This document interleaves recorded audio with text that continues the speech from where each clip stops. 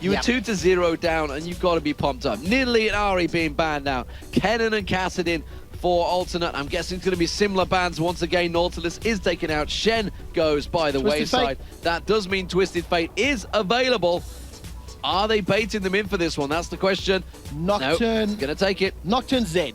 Might be my thinking for this one. Maybe Thresh. We've seen Jay locking in Thresh a number of times throughout this particular matchup, and the Nocturne is a really, really good counter. Well, Thresh was key to some of those Baron fights right there. It actually, you know, saved some of those fights. There is going to be the lock-in, and it's going to be Creaton once again on Ezreal, so they're going to be counter-picking what Giants take. So the question is now, what do Giants want to do as far as their jungler is concerned? We've seen them running, you know, the likes of Nautilus throughout the day. In the previous matchup, Java in the 4th, I think we've seen 2-2 in terms of those ones. So we'll see what they decide. If they want to go for Elise, it might be a jungle Elise, which may be the first time. And it's something that Morden has actually picked and then swapped in pretty much every single game that we've seen today. Well, we saw a fantastic jungle Elise earlier on. I don't even know what game that was anymore. I just know it was good. It's a very long time ago. I've got notes here somewhere, but brain is a bit frazzled at the moment. I'm going to guess and say it was Samurais and Jeans. It was a good game. It was a fantastic game. It was a great game. You know, ends up building AP, and it was something that we were talking about, how you can just, on a champion like that, you can pick up all of those kills over and over and over and over, and it is something that really works into their favor. So I'm going to decide to go with the Elise and with the Varus.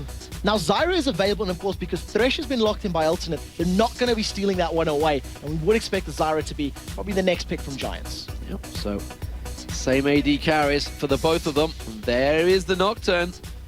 At least it is available, but it's going to be locked in. Paranoia. And of course, there's the Orianna, the ball onto them, and that just could be a lethal combo right there. I was just about to point that out. The combination of Paranoia into Command Shockwave is a devastating attack, and it's even easier to land than that of a Lee Sin combo, because you need Lee Sin to get that Sonic Wave and fall prey to his abilities. Now, with an Elise locked in, with the Zyra locked in, maybe a Rumble for the top lane. It's something that Samox has played, and it would synergize very well with the rest of the kit. We've also seen the Twisted Fate Jarvan Rumble combo coming out of Giants a couple times in this series already, so that's probably what I'd be thinking. You know who's available if Aurelia gets locked in? Renekton. Renekton could work as well. In terms of Samox's champion pool, it's not one that he's played often. I'm thinking for alternate here. It could work. It definitely could work for Kerb. Zed is still available as well. He's made it all the way through to the last pick. Whether or not you'd want to put Zed up against Aurelia, remains to be seen, but they could go for lane swaps. They could decide to go for those lane swap situations, and it's a champion that we have seen Kerb playing many, many times today already. Well, final choice, 35 seconds. Will you become a pro gamer? These picks and bans are a key part of that, integral part of the game, and real hard thinking being done here. Rumble may well be the choice. Good 2v1 champion. How is Kerp on it? So Rumble can work very well in the setup. I think he'd also have a pretty good lane matchup against the likes of Aurelia if he manages to get those Electro Harpoons before being stunned up. The one thing that I worry a little bit about this composition is that unless a perfect shockwave lands, the equalizer from Rumble will be relatively easy to evade, relatively easy to get away from, because there's not a lot of AoE crowd control. If, however, Jay jumps in there, puts a box down, and locks everybody inside, then of course it can work very, very well. For me, I'm seeing a very comfortable Giants lineup there. Yeah. No, I agree with that entirely. It's champions that they've played throughout the season. We've seen how good Jims has been doing on Varus in this series alone. And of course, Morden in the jungle, that's going to be very, very key. Whether or not he's going to get the kills or the assists necessary to get that ability power up and be an impactful damage-dealing source in these games. Well, of course, we are about to get underway. It is going to be the 5th and final matchup. The pressure is mounting on these guys. Huge, huge pressures. It basically means their jobs will change. This is what they've been doing for the last 3 months here, the Giants team. Well, of course, alternate, they've been spending the last 4 months training for this exact moment. They've come back from 2-0 down. Can they take the final furlong? And will they manage to make it through? Look how pumped up Aranea is. Never been a more important game than for these 10 players. This is the 5th and final matchup for the very first ever promotion best of 5. Neither Europe nor North America has ever had a game like this before, and this is now going to determine who manages to pick this one up. So, Giants, of course, will be starting on the blue side this time round in the blue trunks, and Alternate will be in the red trunks, respectively. Their actual home colors, if you think of the teams. Morden is moving up towards the bush, going to throw out that volatile Spiderling, and immediately sidesteps the death sentence. So, very well played there. Not going to quite land it on this time around. You do see the ball coming out from Oriana. So Lord tries to get the poke out. Kurt, well, he shows his hand there. He's taking the harpoons early on. And we are going to get anyone? Nobody. Just needed a couple of more hits. Anyone? Throw a bit of hits towards it, but no. So that does mean the Giants, that's all they wanted to do, put that ward down. That's all they've done for the last 3 games running. Gives them that vision of the dragon, of the jungler path, so they know exactly where they're going to be going. And this time, Alternate not going to be so foolish as they were before. That late invade towards the blue buff, they're not going to go for it. No, not this time round as well. They're going to make sure they ward up to prevent being invaded upon, in case Giants were feeling brave or confident or looking to set something up for themselves. So we do see Lord returning to his double fairy charm itemization, as opposed to the cloth and 5 pots when he was facing off against Kha'Zix in the previous game. We'll see whether or not he can have, equally devastating shockwaves in this particular matchup. So we see the ball starting off the Wolves, and of course Arena is going to be helping out there. Kerp is going to be heading down, so a lot of help on towards this blue buff. We do see the golems, of course, in the bottom and top lanes, both being taken away. Extermin going to lane very early on there, actually. Not doing a great deal of help at all. For Lord, meanwhile, is holding out, helping along for that blue buff for a long, long time. He's just going to have the waves pushed up towards his turret early on here. It is going to be Arena that takes that blue buff, but Kerp had a lot of experience from that one, I feel. Yeah, so he's sticking around for a little while, making sure that Arena can at least, walk out of there with as much HP as possible. That does sort of signal to you that he wants to maybe gank early. We've seen Arena have been left pretty much to his own devices when starting off the jungle in all the previous games. And this time around, he's at full HP starting the Wraith camp, so this will definitely play into his favor. You can see as soon as that Dustbringer goes down and the particle effect flies through the wall, there's a blue ping on top of him. And of course, they've got full vision of him thanks to that ward as well. And the ward, they fight so hard to just get that one single one in there. It does give them a lot of vision. Samox gets caught out there, immediately flayed up, and you can see Creaton going straight ultra aggressive there, probably thinking, damn, I had so much damage a moment ago. I'm just back to level 1 again. Even more importantly, the Elixir of Fortitude was drank there by Samox. So at that, escape from jail free card has already been used, and he's starting to drink through his health potions. You can already see that Morden's been forced to roll up towards that top lane to try and fend off any aggression. If Samox is still low, which he's not thanks to the potions, you could definitely expect Creaton and Jairi to try set some plays up. But a little bit uncharacteristic from Samox. He wasn't under so much pressure the last time we've seen those 2v1s. Very early ganks possibly coming out from Extermin there, looking to try and go down towards the bottom lane, but wasn't to be. Meanwhile, the Morden, the jungler of Giants, is going to go towards that top lane and try and defend them. We do see Arena already going up there, has just taken down the golems, completed his jungle path, so as you mentioned, looking for that early gank. So we'll see whether or not this will actually work out, because this would have to be a tower dive that Jairi would need to land. And in order for that to happen, Arena is actually going to have to move into the lane. He's actually going to need to move forward, which is what he's doing right now. So volatile Spiderling comes out there from Morden, and Samox has been caught by the death sentence. Flay goes back, and here's the fight. He goes aggressive, turns it straight around, but flashes off immediately. Actually, no, he didn't use the flash, used his Blaze Surge. So manages to get in range of the minions. So very luckily for him, the entire wave was not instantly cleared. Arena actually walks away taking a lot of damage. Neurotoxin from Morden, a red buff auto attack, as well as that volatile Spiderling really chunking through his HP. Morden sticking around, as is Samox, and they're going to make sure this wave gets cleared once again. And cleared very quickly, it will be done. So, that's the first aggression shown out there. Kurt, meanwhile, he's fending off Jim Bones in the bottom lane. Not to be confused with Jim Bowen, the Bullseye presenter.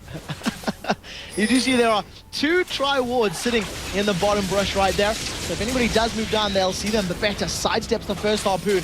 Second didn't hit, and gets off a good number of auto attacks there onto Kerp's Rumble. Right now still has a very small CS lead. He's down to his last potion, as Aranea thinks he's going to try his luck in this bottom lane. He's doing as good a job as he can to zone him out here, and Kerp immediately does get the help of Aranea just to fend off that bottom turret. So, very even start, slow, steady. 5 minutes of the first game. No craziness from either team. Lots of pressure on the line, of course. Everything up for grabs between them. Such a big game when you think of everything on the line.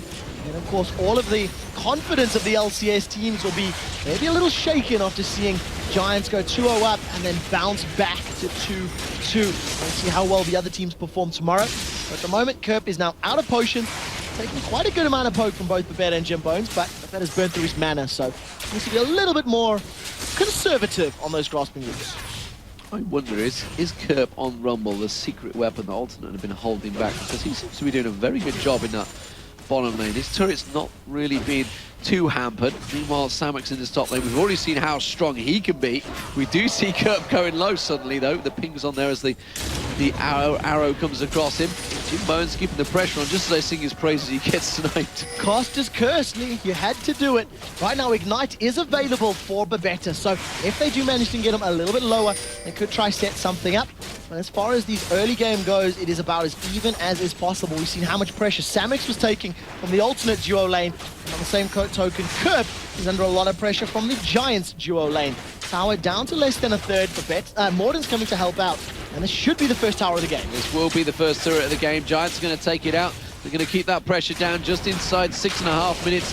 First turret will go down. Giants just need one more shot on it. Jim Bones takes it away. So, advantage gained by the Giants. Can they hold off that top lane? Samux is doing just what he can. Wildcard's been flung out towards Pharrell and they'll keep him at bay. He has got that chalice already, so expect that Fiends and Holy Grail to come out very early on this time for Pharrell. Doesn't need to worry about some leaping flies coming towards him. Not this time round. The stun goes down into Creatine, and very good usage of that Dark Passage allows him to get out of range into safety. And remember how much mobility he will have with that Lantern as well as his Arcane Shift. So great amount of space to get away. Now Samux in this 1v2 lane with an Elixir of Fortitude has actually been able to pick up the kills against Creatine and JRE, but that was against a Misfortune Sona lane, not an Ezreal Thresh. So slightly different kettle of fish in this particular matchup.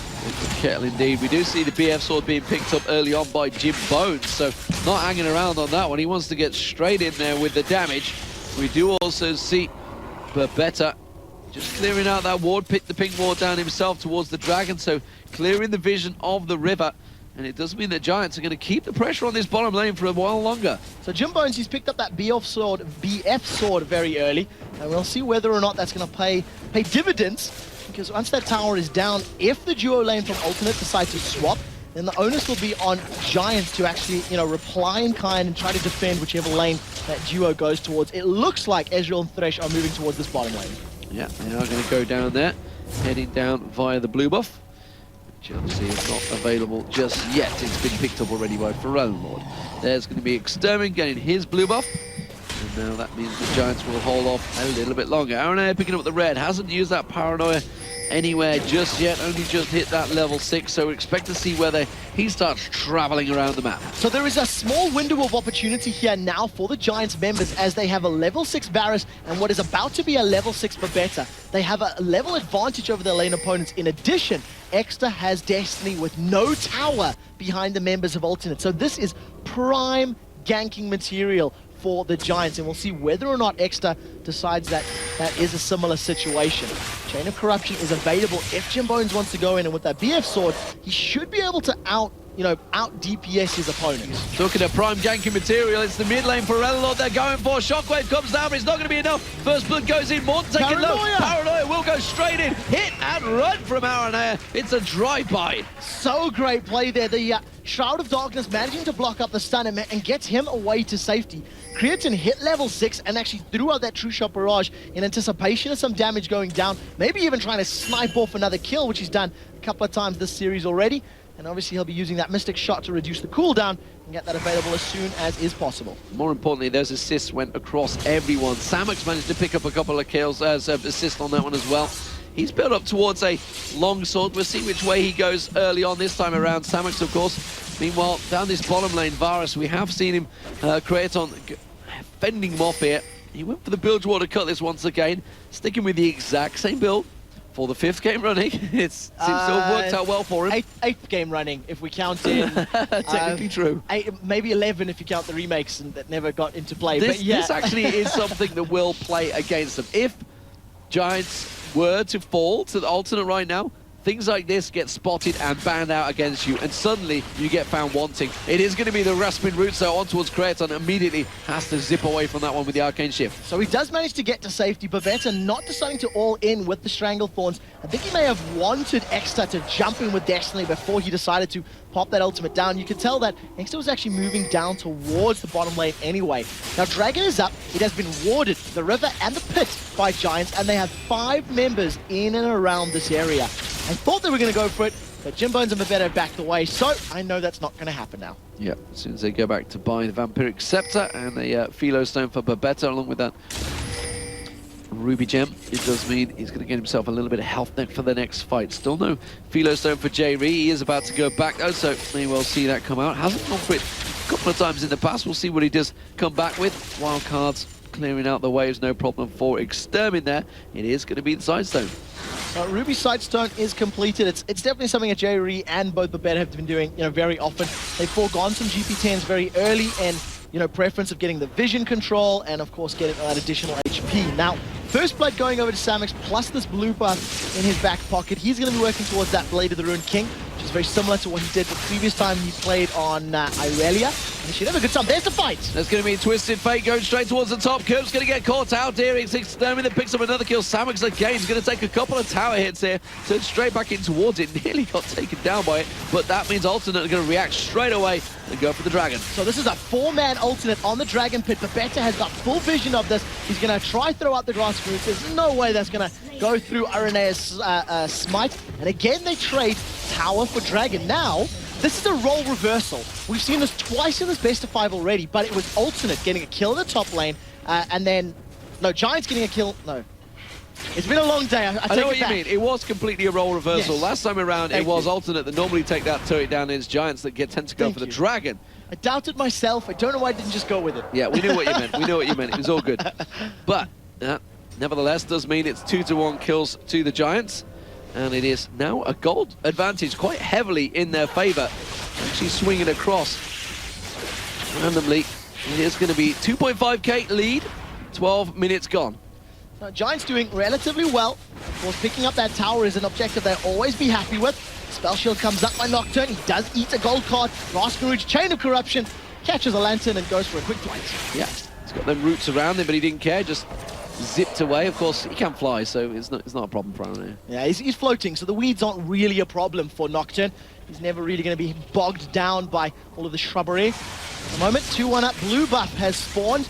This will obviously be donated over to Pharrellin Lord. Was that posh English for a moment there? I was trying to channel Monty Python. In that case, it would be posh English. The shrubbery. Yeah, pretty much posh English most of the time. To you if you do not appease us. Oh my word. Calling out the Knights of Knee. Yeah, one of the best films of all time, I should point out. Now, Jim Bones on the bottom lane, forming up a very big wave, staying toe-to-toe with Creaton. Creaton unable to create one kill this time around. Currently sitting 0-0-0. And almost sitting on that Spirit of the Elder Lizard. Look at J-Ree ready and waiting to go. Immediately that lashing lantern does come out. Tries to launch Aranea and he's just like, why? What am I going to do here? Nothing. Yeah, that pretty much accomplished nothing. And a champion, oh, the shockwave is flashed. Flashed out by Extermin there. It's good to see you get excited about these moments though. Why not? That's a great flash. I can't do that flash. I can't do that flash either. I will lie. I have 1 day a week where I can. Those games I tend to lose because I just can't, I can't do anything else. Because your mouse is in the wrong position, you flash and you go the wrong way and you're just like, well, goddamn. But nevertheless, Ultimate blown. It was in exchange for Summoner Spell, and Ultimate will be happy about that. They continue dealing damage onto this inner turret. Load of fallback pings. Back off, do not want. Yeah, because, of course, Samix was looking at maybe running down. And now, actually, they're thinking of closing in towards Samix. You can see Aranea and Pharellin Lord, they're saying, fine, if he's actually up there, we'll come and see if we can get on towards him. And then Pharellin Lord's, no, I want to hold off me turret. Samix is still going to linger. So with that ward down, Samix is going to be aware that red buff has been started. We'll see if he actually wants to think about challenging. Destiny is available for Extra if he wants to join the party and play. And at the end of the day, Samix just backs away safely. Doesn't decide to overextend and put himself in a potentially negative situation. Well, there's no way he could get the red buff from a smiting Aranea. It's just simply not possible. So he made the right choice, and he's just going to keep the pressure on towards that top lane. Shockwave does come down. This time Extermin, though, does still walk away from it. The ball just go back down, and then straight away Forellen's actually starting to put problems for Exterminator. So again, very good play from Forellen Lord. Even though those shockwaves aren't leading to kills, he's forcing Extermin out of the lane. He's forcing him low. He's preventing a Destiny gank in other lanes. And the cooldown is not that high. It's around a minute 10 or a minute 20 at rank 2 right now. Plus he's got blue buff, plus he's got the Athenes and Holy Grail. So he's going to be at max 40% CDR. And that's always going to play into his favor. When he needs it again, it will be up. And as long as you're keeping a Twisted Fate in one place, you are successfully playing. There they go. Well, very deep paranoia coming out from Aranea here. He's actually putting a lot of pressure down on him. He may have enough. Now he's going to get taken by the turret. The Protect! Oh, the Protect ball comes The out. Ignite! And the Ignite takes down Extermin. It's good that I've got a quick shot here to tell me what spells are landing. It is going to be Morton continue on towards Forellen Lord. That's going to be the sinking his teeth in. Samox is also coming down here. He's going to surely pick up the kill. There he goes. Blade Surge comes across. Didn't even get the assist there. What? No, he did. I like it. Just at the end there. Oh, J-Ree gets dropped as well. Kraton's also going to get poked out. Grasping Roots does land, but they do not pursue.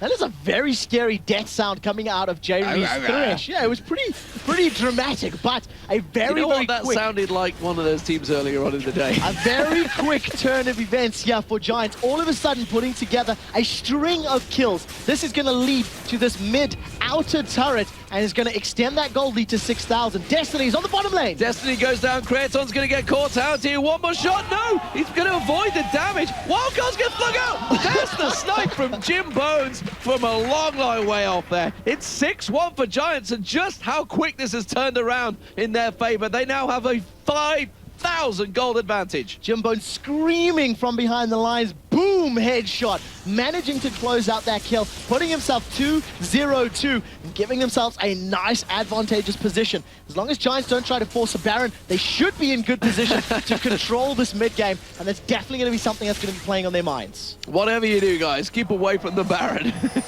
You do not want. We are seeing these beginnings of a Phantom Dancer by the looks of it for Jim Bones there. You can see Extermin just fending him off, and he's having actually problems right now with Forellen Lord, but that's not what he's fighting. You can see he's zipping around the map and he's picking up those kills with that Destiny. And that was one of the situations where you've seen that Exter was able to return to lane. He's got those Home Guard boots plus now a Lich Bane, so he's going to be flying out of, the fountain.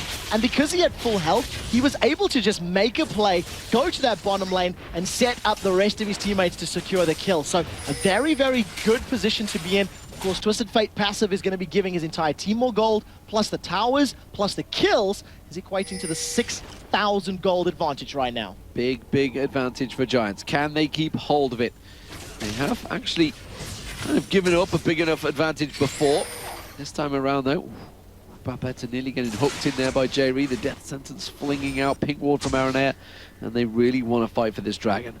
We'll see whether or not that alternate will have the better positioning in the engagement. They do have a great combination of damage. If the shockwave catches onto pretty much anybody with the exception of Samox, even Samox with that Giant's belt, they are going to get melted very quickly. The one thing that Forellen Lord is missing right now, he's gone for Mercury Treads and the Home Guard boots, so he doesn't have a massive amount of ability power, nor does he have a good amount of penetration, which the Sorcerer Shoes would have helped out. So it'll take a little bit longer before those shockwaves are completely devastating, but they'll still do a great amount to Twisted Fate, Varus, and Zyra. Dragon started off. It is visible for alternate. Are they going to come diving in? Remember, this paranoia, he could come very deep. He's not going to go down there. Equalizer did flash across, but it's not going to cause any problems for the Giants. So that, yeah, nothing at all. Equalizer, unfortunately, not able to steal it away. And we're going to be thinking about going for an engage, but at the end of the day, decided against it. And there is the gold on your screen. Big, big difference between the top laner, your junglers, as well as your AD carries. Yeah, it's a problem that's going to persist across the entire board as well. And it's going to definitely give them issues when the items happens, but 2-0 right now. We have seen Kraton coming into this every time. He's just off the side farming, doing what he needs to do, but Jimbo's going for a slightly different build this time. Bloodthirster and Phantom Dancer already completed. So it's one of those things that I think he's feeling the pinch that he's going to need more sustain during these fights than that a Blade of the Ruined King is going to give him. And I think it's the right choice because as long as he doesn't get caught out by Orianna, he should be able to lifesteal through the damage that Nocturne is putting onto him for a very long time. In addition, if he does get into a duel with Creatine in terms of 1v1, he should win out that engagement as well. Well, Samuks up this top lane, has got a number of members of Alternate diving in towards him. The Harpoons are going to come in. There's the paranoia. Is it going to be bait enough, though? There's going to be the lash. There is 4 members of Alternate all over him right now. Has managed to flash away. Forellenlord's in all sorts of trouble. Tree Shot Barrage comes across, and he's still going to get away from this one. And it's Kerb that has to flash through and finish him off with a Harpoon. So Forellenlord manages to survive the pressure that Exeter was putting onto him. Ignites and flashes burn for both of the mid laners, and Destiny was not used. But the entirety of that fight, Jimbones is left alone, unattended to his own devices in the bottom lane, and he's shoving down that bottom inner turret. He is going to work his way down, almost taking it down. Forellenlord's going to come in there, and he has just got one more shot to take on it. There it is, and that is the inner turret, the first one of the game, taken down by Giants, and now Mord's going to get caught out. He has to flash away. Wildcards get thrown backwards, and Alternate just doing defensive duties, but again, it's an advantage. A kill for an inner turret, that is not worth it. No, not at all, especially when you consider it's the bottom lane inner turret. So, at any time that Exeter or Jims or even Samuks want to split push down there and push the wave up to the inhib turret, it's going to give them that control over the Baron pit, which is something they're going to need before they pick that engagement. Get the bottom lane inhibitor down and then go for Baron when it's safe to do so. So, Alternate, what are they going to do to try and get themselves out of this situation? True Shot Barrage is going to clear off that top wave a little bit. They haven't really had that combo, that wombo combo they had before with the Shen, of course, coming in on the backside of Aranea. And unfortunately for them, they haven't been able to really just make any combos stick so far, because his Giants just had that little moment of chaos, that couple of minutes, turned it heavily in their favor, and it's now a 7,000 gold lead that Giants have managed to build up over the period. Can they finally close this game out? They were 2-0 up. They let Alternate back into this game. They've really punished themselves trying to get through to the summit split of the LCS. And the question you have to ask yourself is whether or not Aranea and Forellenlord made the right decision to go between 2 turrets on that play, dive all the way down there and start that chain reaction of events. It's something that we'll be discussing and talking about for many, many weeks to come, regardless of the result of this matchup. Right now, though, that gold lead has been extended further for the Giants, and it's just a waiting game. As you can see that they're pretty much split pushing, and interestingly, it's Varus that they're letting do it. And of course, if Jims does pull any attraction or any numbers to the top lane, Samuks is now going to be in the bottom lane, and he should be able to put a lot of damage down into Creatine, and as long as Creatine he avoids the kiting abilities, he may actually be able to kill him. Yeah, well, we saw it before last time when Samuks was on Aurelia. He could shut down Creatine quite successfully. It looks like he may well do the same again. Creatine doesn't want to get anywhere near Samuks there, because of course he has that blade surge, could zip up their minions straight on him. Yeah, very afraid of the stun as well, and that's the real key from Samuks. He'll apply the Equilibrium Strike and then follow it up with that Blade of the Rune King. Now, if anybody oversteps, if anybody goes a millimeter too deep, expect that Destiny to come down from Exeter, because he's going to be able to react very, very quickly. Tension in this game is extremely thick. You can cut it with a knife, because any team can either go home and become pro. Let's see who will go big. Will the Giants be able to maintain their position here in Cologne? They've had I wouldn't say successful season. They finished 7th, but they did, more importantly, get wins over Gambit and Evil Geniuses twice, I might add. So if they can turn the rest of those matches in towards wins, you know, over the lower placed teams, then maybe, just maybe, they'll have a better second split if they were to get there. As it stands, they are looking like the favorites right now, but Alternate, we've seen them turn it around. This is the first time actually since game 1 that they have actually been behind. It's the truth. It's the first time they have, and it's one of the situations where we'll see how they handle it, because both teams have had very good plays and very questionable plays over the course of the series, and you can attest that to a number of things. But right now, Samuks left alone in this bottom lane. He's pushed the wave all the way up to that bottom lane inner inhibitor turret, and he's got 188 creeps, 188 CS in comparison to Kerb's 119. He's earned himself that CS Cesta And right now, there's the equalizer. It's actually Exterminator's going to get slowed down there. The Harpoons are going to catch on as well. Does manage to get the stun card. There's the Paranoia. It should be enough. The Feelish is going to be on towards him, heads in towards him, but he goes straight in towards her. And now Morton's going to get pulled into this fight. He came in to try and save him. Leashes across towards the Baron, but it's simply going to start the Baron off. Try and help out. You're going to see Varus coming into this fight as well. Morton's going to maybe go down to the Baron in the end there. Yes, he will. It's Morel and Lord against the kill. Such fantastic play from Alternate. They realized that with the Baron starting the attack, it's going to hit whoever's closer, and they pretty much went, that's fine. Baron's always going to eat spiders, and let Baron do the work for them. They pretty much stood at the door and watched Baron eat Elise alive. They pick up their first tower of the game at 25 minutes. It is the top lane tower in conjunction with those 2 kills. However, Giants reply by picking up the Dragon. More importantly, they got those kills, the 2 kills that they needed, and that's going to try and close the goal. But look at that. Giants straight away reply with the Dragon going down and keeping that gold lead within 8,000 now. Every so there is an advantage. It is gained by Giants once again. Look at Samox. He wants a piece of Kerp here. And honestly, I think he could take it. Yeah, he definitely could. Here comes Kerp. Ignite is available. Extinct. Extra's joining the party. He's going to flash away from that one straight away. It doesn't matter, Extermin. He's not going to go diving in. Doesn't have that ultimate available. But the rest of Alternate are going to come in towards it. Can they collapse in time? There is a fair amount of movement speed from the Giants members, so they were always going to be able to run away, really, because, of course, Paranoia was not available there from Aranea. What we do see, though, is that Flash being burned by Kerp's Rumble. So if they decide to go on him again, decide to go for that Destiny gank, they may be able to pick it up a second time round. But Giants, they feel like they want to be playing the map more than they want to be playing the team fights right now, because that's their focus. And again, a bajillion wards in their inventory. They may well struggle to close the game out. Remember the first time around when they really threw it, they had struggled so hard to finish off that game. It took them a good 49 minutes to close that first game out. He got there eventually, and they had like a 20,000 gold lead as well. It was a huge lead, and they are heading the same path here right now. But better with that Oracle. May get spotted out here. Look at Kerp, he's lingering off the side there. Going to start that Baron attacking Babetta. So Alternate deciding they want to use Baron as their 6th member of the team, get him to kill as many members of Giants as possible. They're stacked up together as a 5-man unit. This tower is going to go down. Simply put, Giants are not in place to defend it.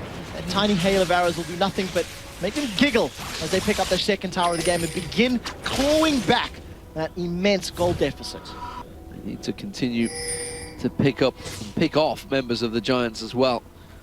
See if whether there's any more mistakes coming out from the Giants. They are going to push up this mid lane. They've got 4 members here. Extermin has backed off. There's the ball. That was ready to lay that Shockwave down, and they immediately stepped off. Just managed to get away from it safely, and we've seen Shockwaves that have been pretty good this game, managing to deal the damage when it's needed, and that's the key. And you can see Fereninor picking up that Haunting Guise as his 2nd item, another Blasting Wand, and we'll see what he decides to pick that up, whether it's going to be the likes of a Death Cap, which is what I would expect it to be. He needs to get some additional ability power, really make that Shockwave as shocking as it can be. Photon clears out the Wraiths, while Morton had a little peek towards him.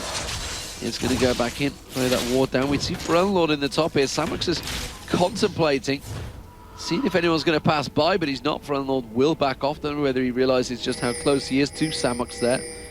Pretty sure he wouldn't be backing in that situation if he did. We do see Aranea with Paranoia available.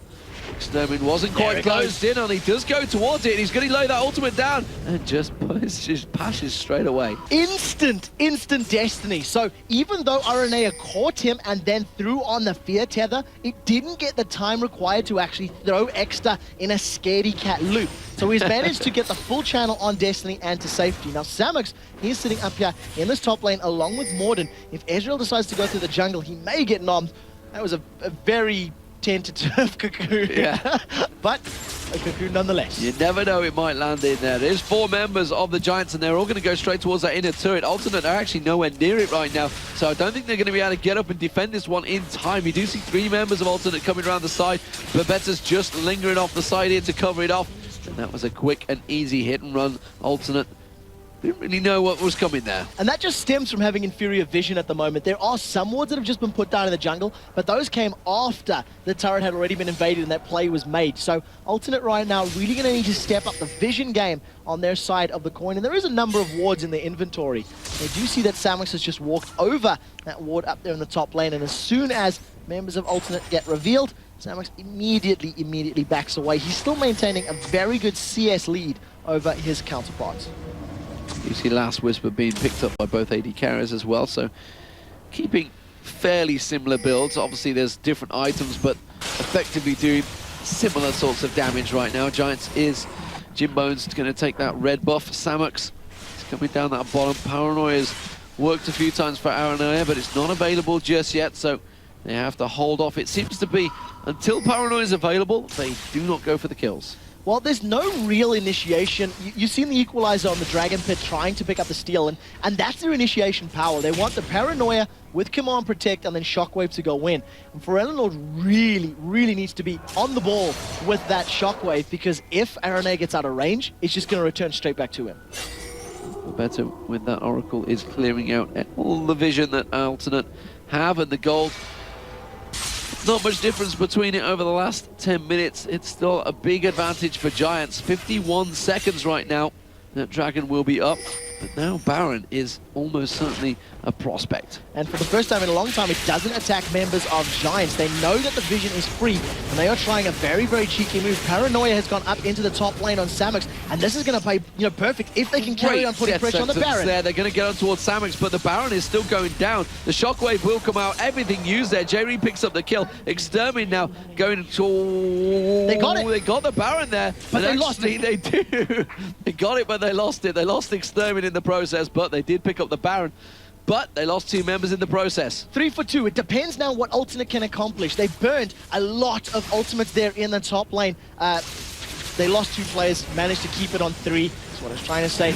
Now we'll see what Alternate can do. There's 5 members of them stacking up here in the middle lane, and they burned a lot of ultimates for those kills. They're going to be able to pick up this inner mid turret. The question is, can they get any more with it? They've got the minions in there. They will take down the inner, and that's going to pull the gold to just around about still 8,000, because that Baron, of course, would have given them a huge advantage.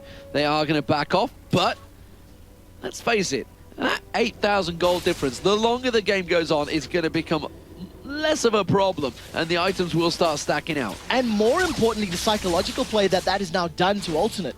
Because they've snuck the Baron from under their noses, and they almost got away with it, only losing 1 player, was very key. Giants now have perfect timing on it, and they'll be able to make a decision whether they want to force a fight around it or not. It's cost both teams games in the series already, but that was a very good, informed, accurate Baron decision. 3-man Baron as well. And they managed to obviously, of course, with the help of the plants of Babetta. Jimbone's very strong. Where's Extermin going? He's going to get himself the blue buff. We do, of course, see defensive items starting to come out from those AD carriers. The first Guardian Angel of the game for Extermin. Meanwhile, Creaton, he's just building a bit more damage. Yeah, so Creaton is just going the same DPS route that we see out of him time and time again. And it's worked for him in a number of the games. And in the previous matchup in particular, the amount of zone control that Iceborne Gauntlet gave him was really key. He's gone aggressive on Jimbo. The blade has been used. Well, the blade was used, but they didn't go too deep for it. They did, of course, just shift away from that one. Flash was burned by Jimbones, though, so it's a thing to keep your counters down.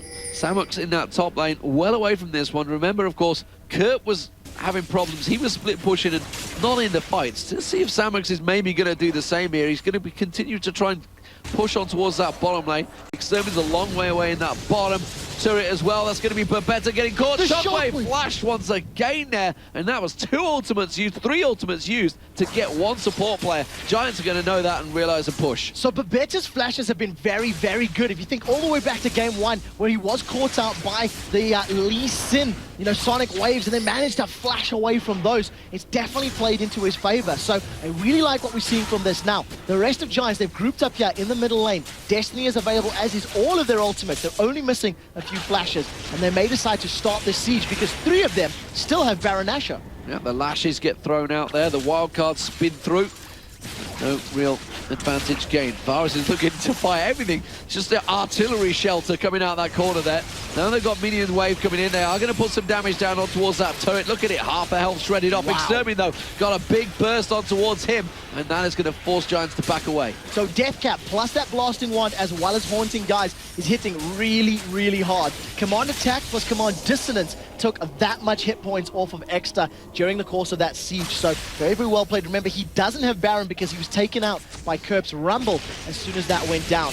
The rest of Giants are now starting to roam around, stealing away the buffs. And we're stealing a couple of buffs from the side of Alternate because they've been very pushed and very deep on their side of the map. It's actually a 10,000 gold lead now. I think Babetta actually picked up that blue buff as well, if I'm not mistaken. I'm pretty sure I saw it go across towards him. Samox is going to go and clear out that top wave. Everybody else is going to back off to buy. Let's have a look across the split difference there as well. The items, look at it. It's pretty big. It's going to be Samox. He's actually got a big, big advantage over Kerp right now.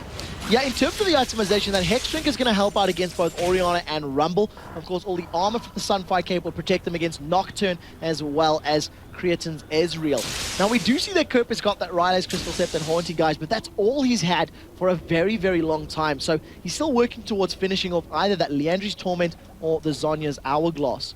Junglers, pretty much of a muchness. However, there is much more damage in the side of Morden, whereas there's a lot more survivability in the side of Aranea. So we'll see what is going to pay dividends more once his team fights occur. And crucially, there's still no Aegis or Bulwark on the side of Giants. And the split push continues from the Giants. They have a 11,000 gold advantage. They had the Baron, and again, they just split push. But, you know, this is going to be a very cautious game for them because the fact that they've been 2-0 up, and they've seen that lead dwindle away, and they know that just one win is all they need. The tension for them is pretty huge, and you saw their faces after they lost that last game to Alternate. They were very, very worried. They were shell-shocked. They were absolutely shell-shocked, devastated. So whatever words of encouragement that the manager may have gave them seems to have worked, and Alternate now, they are looking a little bit shell-shocked from this one. 10,000 gold down, but they won't know that. They won't know that. What they'll see is 6-6 and 5-3 in turrets. So we're thinking it's still reasonably close. They'll definitely have some form of inkling that they are a little bit behind because of the fact that they've lost that Baron, of course, and the Twisted Fate passive. But one thing that is, that is going to be playing into the favor of Giants is they've got two Chain Vests in the hands of Samox's Irelia and Morden's Elise. I'm expecting both of those to become Guardian Angels. And if and when those are picked up, that may signal the point where Giants are like, okay, now let's force a fight because we'll be able to have like 8 versus 5 in that engagement. But it'll still be a little while away because they're pretty expensive items. A minute across the board for both Dragon and Baron, and that may be another point of contention. So the Giants do back away. Dragon up in a minute, like mentioned, Baron another minute as well. And of course the wards will be going out towards that Baron area. So it's J-Ree looking to try and land the hook, but the cocoon went straight in his face. Couldn't see where he was throwing his hooks. Now, I had no idea. Spider-Man managed to get a shot off, sticking him in place. Right now, Exeter's left alone, unattended in the bottom lane. He's now pushed himself all the way up to this bottom lane. And you know what? You have to give props to Foreign Lord. 322 CS, sitting just behind Creatin and Gems. And with all the time that Exeter's been alone in those lanes, he's sitting a good 50 creeps behind his opponent. But, of course, thanks to the kills and the gold, etc., he is even on gold. Command Dissonance is going to hurt. Shockwave, if it lands, will be probably devastating and lethal. But we've seen a few flashes are all available. It's possible that it could happen again. It really is going to be a key component in that fight when it comes around. Alex Extermin. I called him extinct earlier, so don't worry about it. He's extinct. I just saw Extra. I was just, it's been a long day. It has been a long day. 12 hours on air in a moment or two. And this is the final game of the day. This is the deciding matchup for who begins or who confirms their spot as team number 5. The League of Legends Championship Series, and both of these teams are playing so defensively. Guardian Angel completed for Samox. Can't be much further away for Morden. So 6-6, as you say, and I'm not sure. Really, I think the huge advantage that Giants have had is slipping away from them. They think they're playing it clever. We're seeing the ultimate coming out here from Giants. They're just keeping vision of exactly where the hell are they going? Instead, just goes in towards the middle. Wasn't sure about the Baron then. So I can tell you right now that it's going to come down to that shockwave from Forellenlord. Yeah. With that massive 10,000 goal difference between these two teams, if Forellenlord gets a good ultimate and catches 3 or 4 people, even with those Guardian Angels, they have enough damage with Ezreal, with Nocturne, with Rumble to actually clean up. But they need Forellenlord to land it first. They need him to actually catch everybody. And that delivery system will be coming out of Aranea. So, Giants start off the Baron, but there is a ward in there that gives the vision to alternate. And they immediately peel off. Not going to fall for the same mistake this time around, Giants. They don't want that stolen away from them. They don't want alternate to get in and get away with their cookies. So the question now for these teams is whether or not they make a play, because any decision could be the wrong decision. And you never want to give away all of the summer split cookies to the other team. No, you got to keep hold of them. You need to be the cookie monster. Hold on to them all and do not give them up. Do not throw it away. But better, once again, clearing out this vision. And this Baron dance will continue like this until somebody overstays their welcome and oversteps their bounds, and that will signal the engagement. The Baron's not too clever, really, is he? I mean, he sees all these wards going down. He keeps seeing people walking by, shooting stuff past him, and he doesn't attack them. He just sits there and goes, oh, okay. What they're doing? Oh, don't know, nothing. I imagine maybe his focus is elsewhere. He's looking above the tree line at something that we can't see outside of Summoner's Rift. Because he's so big. Yeah, he's looking at the rest of Valorant and casting his eyes over the beauty that is maybe in Freljord. Who knows? He's got a couple of mouths as well. He's got mouths on the side, so he must get pretty hungry. I always wonder how they eat when he leans over to the side. Ladies and gentlemen, you can see the pace of the game is slowed down when we're discussing the anatomy of Baron Nashor. Slowed down? I didn't even think it was going. I thought it's become a crawl, and frankly.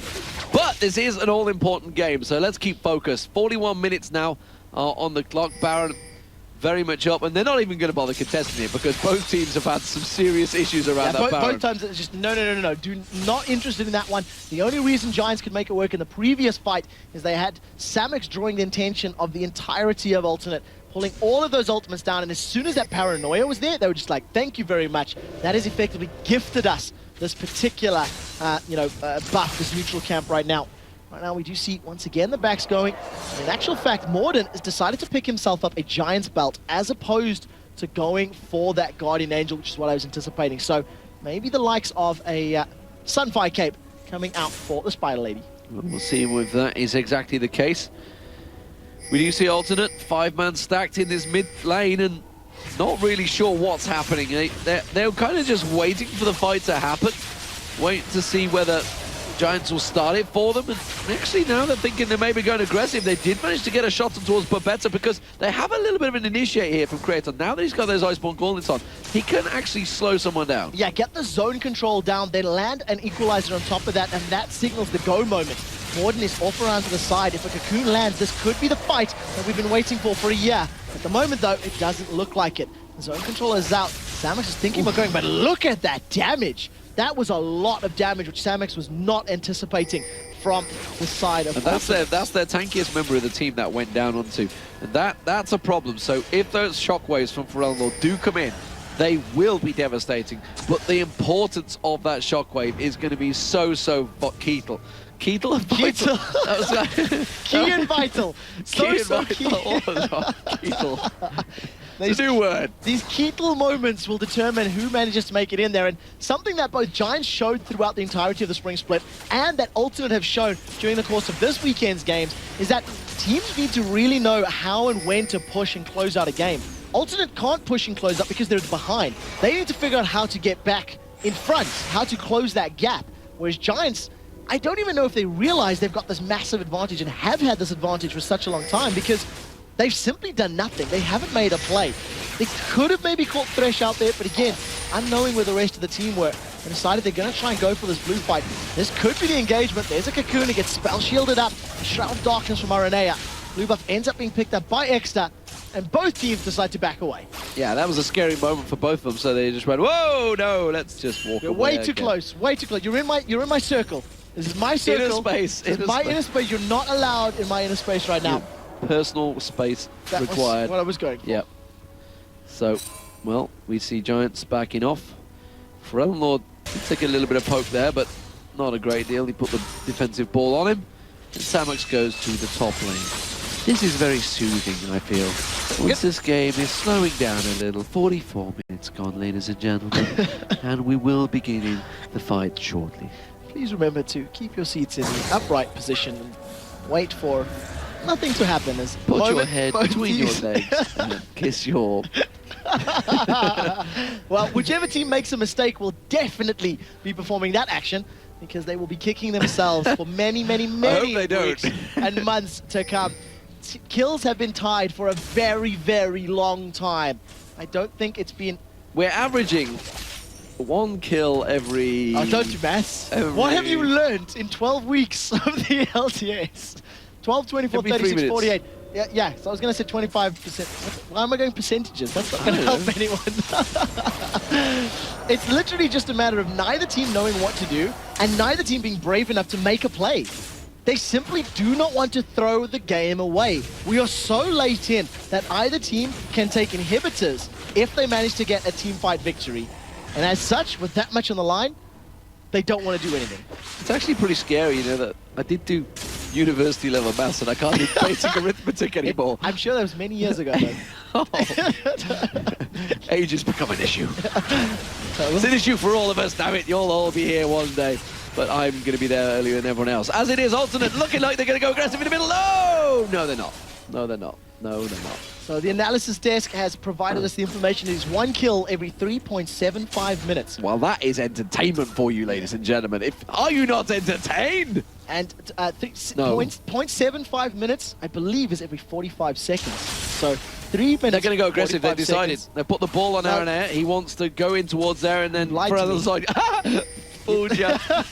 Pulls the ball away and Aaron Air's like, There is so much damage from both of these sides that if they do actually pick a fight at the right time, whoever decides to just all in and, for lack of a better term, go ham, can actually be able to pick up some kills here. There is simply nothing that either team can do right now. Now, Alternate backed away. Giants have cleared the ward, and they've backed off again. Baron Nashor is sitting like, come on, guys. I want to fight. Come on, I want to play. And just nobody wants to play with him. You're almost in the zone of where I was thinking hit the goddamn turret. You're getting there, Trevor. We've got work to go, though. We've got a few more minutes left, just yet. And God help me if I see attempted to reconnect. Dude, well, touch wood. Right now, just get it out there. Touching the desk and everything. Right now, it's just a matter of...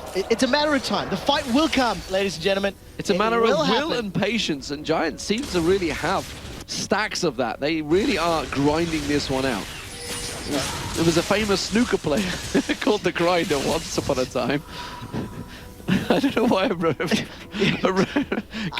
nobody else watches snooker. I don't know why I'm Nobody else watches snooker, I really don't. It's because of the pace of I think the World Championships is on right now in snooker right now. It's the tempo. The tempo of Jason's snooker. actually asking what snooker is, so that's just a miracle for you right there. Jason did also ask who John Lennon was earlier in the weekend. He did actually ask who John Lennon was this morning. I was thinking about not putting out on the air, but it has disappointed me greatly. It does deserve to be said. So we are still in this there was actual look never-ending siege. Astounding shock on my face when he said that as well. Never-ending siege. There's the fight. Oh. They've got Creator. They've got him. No, because the arcane shifted away. But Paranoid comes out and just covers him off. The excitement was a little too much for Trevor to handle. He actually passed out briefly, but he's back with us. Oh my word, they've got the cocoon, I don't believe it. Lord. No, maybe the hook on towards Morden. Is this going to be enough? Can they go for it? Extermin's going to go in, the box comes down. There's the shockwave. That's going to straight away be repelled in there. Samux's Guardian Angel already been popped there. Aaron A manages to flash away from this one. It is going to be 1 kill. Morden goes down. Creaton drops. Samux gets dropped as well. Back and forward. The action's going. It's actually a 2-1 currently in favor of Alternate. They're going to pursue on this one. Lord can't get his ball down in there. He can't play with it, and he's forced to back away. But the advantage now is still with Giants. They lost 2 players because even though the cocoon landed twice they decided to engage on Forellen Lord. The Thresh death sentence came out and sentenced death to Morden. He dropped like a fly in a spider's web, and they simply couldn't come back from it. But luckily, because of the focus, Creatine did go down. He wasn't able to respawn because he doesn't have a Guardian Angel. And crucially, Jimbone still has his up. Now, 2 members of Giants have started off on Baron Nashor. Paranoia is not available, but Aranea is waiting in the wings. Giants decide to back off. The never-ending siege will continue. That Baron is like, you keep teasing me. I am not entertained at all. In fact, he just keeps getting poked. Arena's going to get the red buff, and it is going to be for Forellen Lord passing in towards the 425 CS mark. 427 CS for Creaton, 428 for Jimbones. Ladies and gentlemen at home, I hope you're finding some way to entertain yourselves right now, because this is on a knife edge, ladies and gentlemen. But that edge is pretty wide. It's around about the size of the River Nile. A 10,000 gold knife edge, which Giants are not so much balancing on as falling over on, and not really sure how to deal with this right now. Items. When the last fight comes, it's going to be key, and it's going to be so good, we're going to love it. I'm not going to get excited anymore, because I got excited the first time, and it just killed the buzz for when the fight actually happened. So I'm going to need to keep a little bit more self-control. A little control. As we get towards this one, but that was a pretty excited squeal that came out once that first cocoon caught Creatine. I believe it could be maybe a squeal.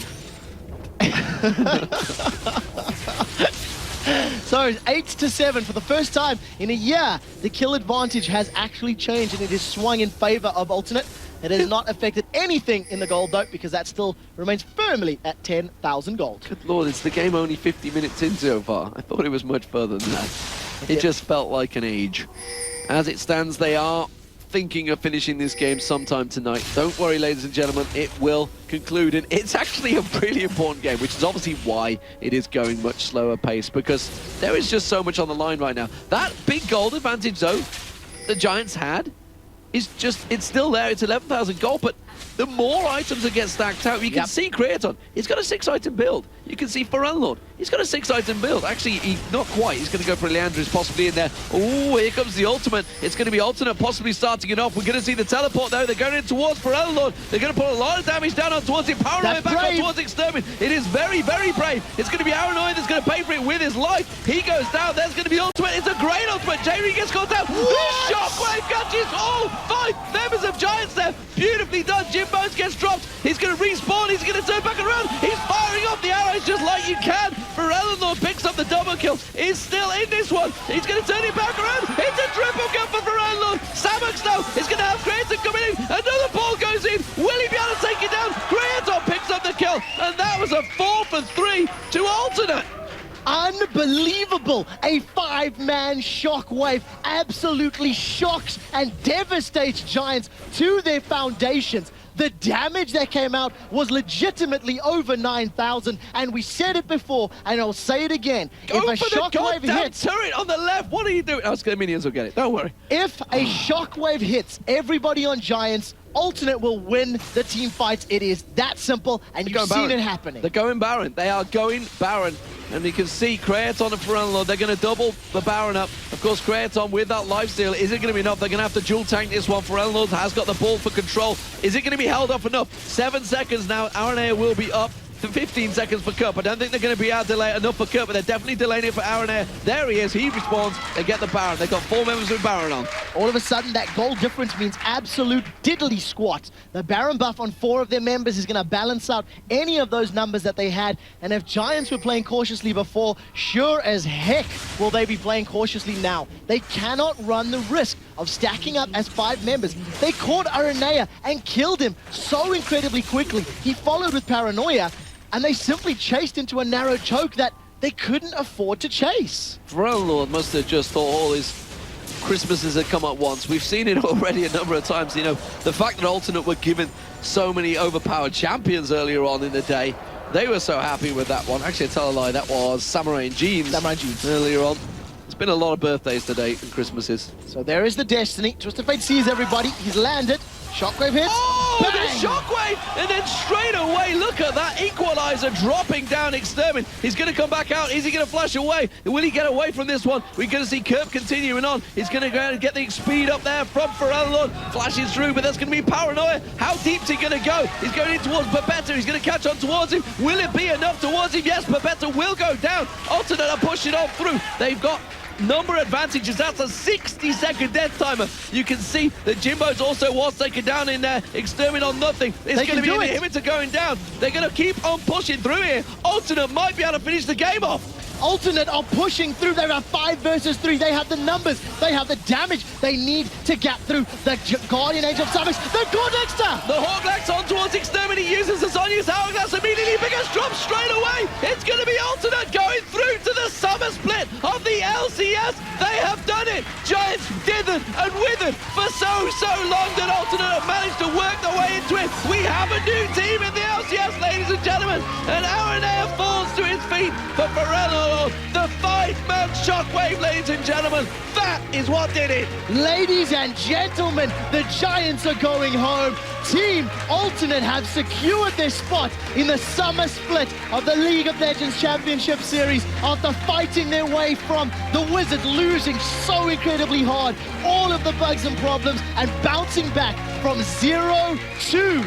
Your 5th team of the LCS is sitting on screen right now. Team Alternate, fantastic, well played, and my heart goes out to Giants. They had such a huge advantage in that game, just like the Alternate did in game 2, but it wasn't to be, and they ran headlong into the giant ball. Wow, what a game, ladies and gentlemen. It took a long time to get there for sure, but it delivered in the end. We're going to go over to Joe Miller and Jason Kaplan to take us through that incredible 5-man shockwave. And I think Demons nailed it there. We're not going to analyze the entire game because, quite honestly, there was a big point in the middle where it was so incredibly tense. Neither team wanting to blow their chance for this one. Giants were ahead. Alternate, though, let's just get into the replay, Jason. We don't need to talk too much about this game here. We want to see that shockwave again. I would love to show it once we get that on your screen. We just go straight into it. I mean, we had 51 minutes of nothing. Well, okay, not of nothing. Well, not of nothing. Of Giants winning. And then just that, yeah, let's just get the replay on your screen. Let's just let it play. We don't even need to talk about it, to be honest. Eventually we'll get it on your screen. We will get it there soon. You can see Alternate there, rightly happy. I mean, 0-2 down, come back and win this one 3-2. They've been the comeback kings this weekend. Let's not forget they were 1-0 down against Wizards. They got stomped in the best of 3 earlier on in the weekend. Of course, that started on Friday technically, but they managed to win 2 games in a row on that one.